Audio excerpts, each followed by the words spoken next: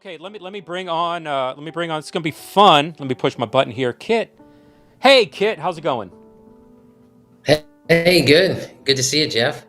Good. Hey, man. Thanks for jumping on. Appreciate the No? time. Kit, you're with Christ Journey, a Yes. church actually based here in Miami.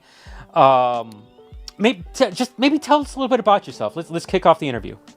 Yeah, great. Kit Williams, here in Miami, Florida, Coral Gables, actually, and born and raised in New Orleans, but have spent a good portion of my time living different places. Lived for 10 years in Buenos Aires, Argentina. Met my wife there. Our daughters were born there. We're a bilingual home, which is pretty convenient in Miami. And I am, been a member at Christ Journey Church for the last 13 years and came on staff earlier this year. Yeah, I love that. I've worked with Christ Journey in the past, and uh, Bill White over there, Ryan Reed, and the team, good friends. Pre pandemic, I was very involved over there, and COVID hit, and all of a sudden, like digital went from a theoretical to a practicality, and so excited to see things shift with that. So, Kit, tell me, your bilingual house, which I love. You're Miami. You've already talked about some of the work that you've done. Talk to me about your passion and even Christ Journey's passion for Latin and South America. Yeah, great. Christ Journey is a 100-year-old church. We're celebrating our 100th anniversary in 2026. And so That's uh, awesome. for folks listening around the country, 100 years in certain parts of the country, including in my hometown of New Orleans, 100 years is not that long ago. But by South Florida standards, 100 years ago, there were more alligators than people, where I'm sitting right now, 100 years ago. And so, by Miami standards, 100 years is a very long time. And the vision of the founders of the church was to be a bridge, a connector between North and South America, as they called it. And that that is a very natural thing for Miami today. But 100 years ago, Miami was a strictly English-speaking city. It was not known as the gateway to Latin America. It was not the capital of Latin America. It was just a little tiny town at the bottom of Florida that the railroad had just barely gotten to. And the vision of the folks who founded this church was to be a connector at that point. At that point, they believed that radio was going to be the tool to do that, and that has evolved over the generations. But today, that vision seems incredibly relevant for Miami, for where Miami sits in the world, so our church has over 50 countries represented in the church, and at our last survey, and so we're a very multicultural church. A dozen different languages represented in the church, and that so our vision Awesome. is really to be that, is to be a connector, culturally, Yeah. to serve as a crossroads as Miami does. Yeah, I love that. Can you retilt your camera a little bit? You're a little off, and maybe center up a little bit. A little. Sorry, you're like literally cut off. There we And so go. people on the stream are like, "Hey, what's this other guy's face look like?" Yeah, sorry. I only had Perfect, no half a problem. head until just now. Yeah, it's a weird cut. You're on it. So I love Billy Graham actually was very innovative and was even ridiculed a little bit historically 50, 60 years ago. Gospel innovation at a huge scale, but he was all about radio and was actually ridiculed quite a bit in that. But he was one of the first really innovators to use radio for the kingdom.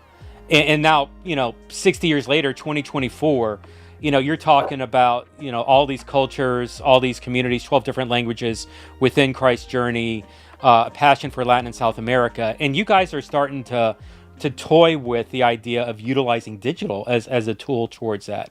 Now, I know relatively new in that exploration, and we've just started really a relationship. It was funny. I worked at the church when he was a member there, and we didn't even really meet each other until a month or two ago, like real Yeah, new. awesome. But talk to me a little bit about like the idea of digital, how that can reinforce a vision for Christ Journey Global. Like, do you have any passions or ideas thinking about that at this point? Yeah, well, it's very exciting, and as a church, we've had a digital emphasis, or a digital effort, for at least the last 10 years, perhaps even a little longer. And Jeff, you were instrumental in that, and working closely with Jeff Gackle in our church as well, and others. So we've had a digital strategy, I'd say an evolving one, and one that continues to evolve. I think as the vision of what technology can do for us.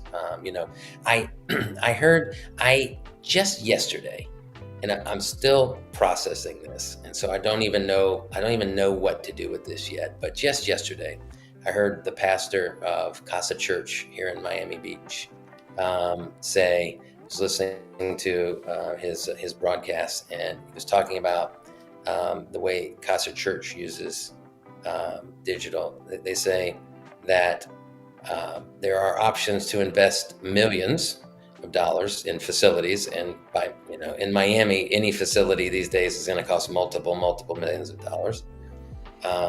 Millions of dollars in facilities to reach thousands of people, or their approach is to invest thousands of dollars to potentially reach millions of people.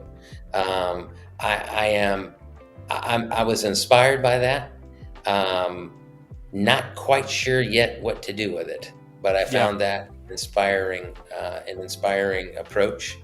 And so I think the church, Christ Journey Church certainly, but I think all churches probably find themselves at a point where asking themselves, how do we continue to be authentically who we are while integrating better digital strategies, and that certainly is where Christ Journey is. And what we say is that the substance is the same, but the methodology will adapt with time. So 100 years ago it was radio, and now digital strategies are changing as fast as anything else, or faster than anything else. So Yep. I think that's where we're at. It's a desire to be on the forefront of that, and Yeah. connecting. So good. Well, I'll tell you right now, Ezekiel Fattore, who's the pastor over at Miami Casa Church Miami, he's actually going to be on the stream later. And, Okay. and that quote, millions for thousands or thousands to reach millions, he stole that quote from me. I was the one that told him Okay. that. But I stole it from Mark Venti, who was Okay. executive director at Church Home over on the West Coast.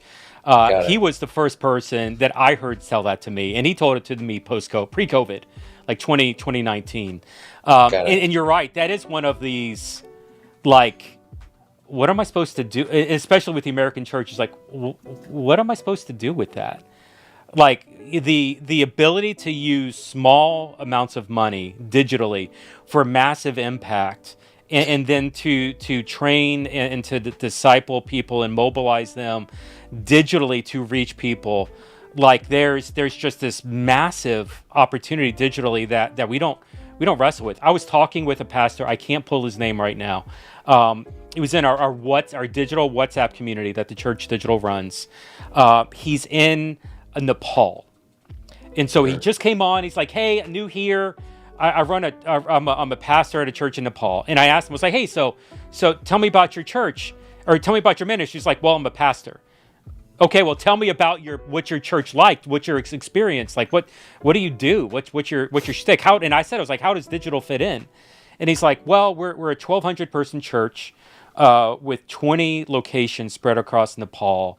None of our leadership has ever seen each other. We've never been combined in the physical space at all, and so we live on Zoom, connecting people as basically a network distributed network, and they're running 20 locations, totaling about 1,200 people.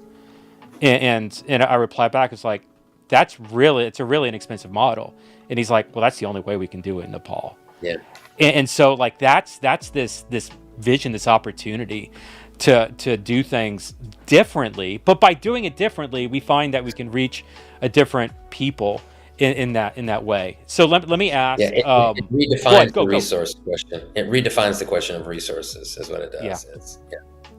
that's so good. Well, and we're in the middle of the season where giving at the church level is some are starting to struggle. The nonprofit dollar is shifting, and so recognizing different modes and the opportunities of that is very important for today, even at the church level. But let me ask, because a lot of what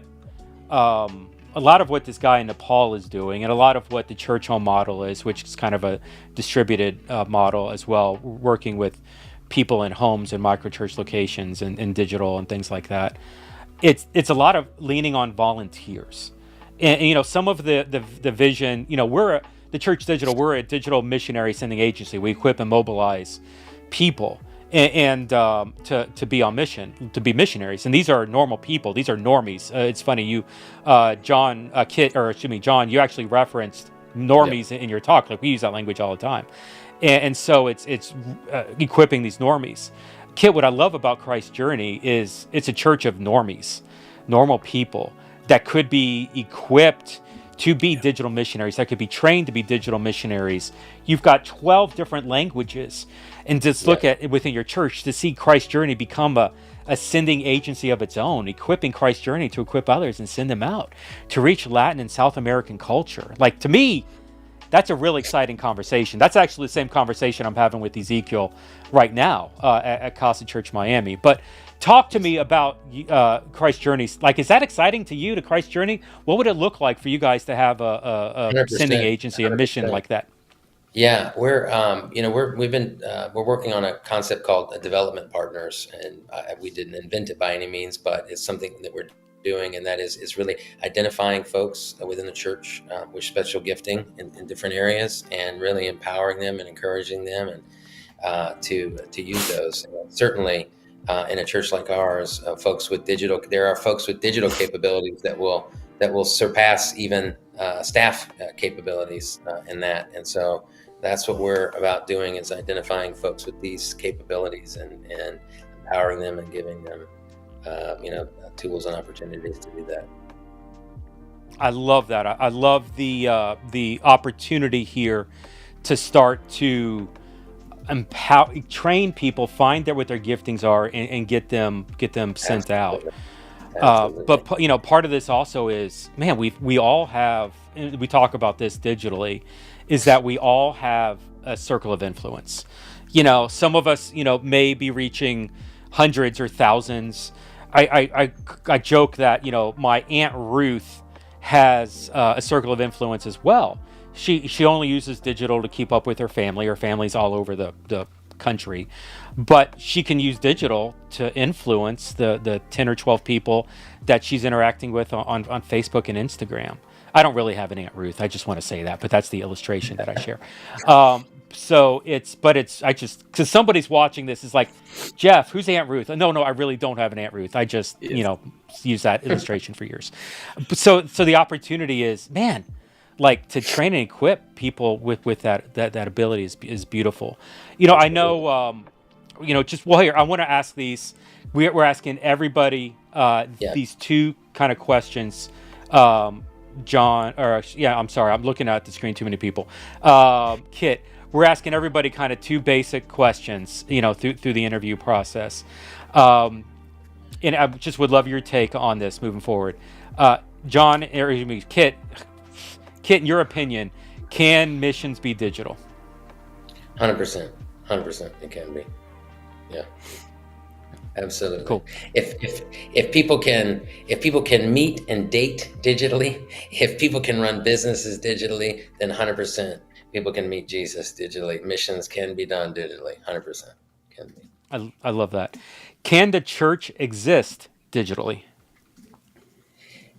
It can. There's absolutely. I mean, the church has existed in caves. The church has existed in cathedrals. There's no reason why it can't exist on computers. And so, absolutely, absolutely. I can't claim to fully grasp how that will be, but it certainly can. It can exist. Yeah. And to be honest, John, I love that answer because I'm speaking you generically, but you specifically, but it's a generic statement. You're used to a model. You're recognizing that your model is based on a physical model is based on preferences. It's not the way, it's a way. Jesus is the way, and how can that way be represented in digital and in some different methods? And even just the openness to that conversation allows for much more to happen. I've got my next guest, Jesse Carbo, who's another Miami guy on here. He's actually on the board of directors with TCD. John, actually both of you guys. John, do you have time to stick around? Kit, do you have time to stick around? I actually better run, but I was so honored to be able to join you. And when you see Ezekiel, tell him Kit William wants to meet him, huh? I will. We'll set up something. The three of us will get together. We'll probably. I think you're in between all of us, so we'll come up to you. Okay, great.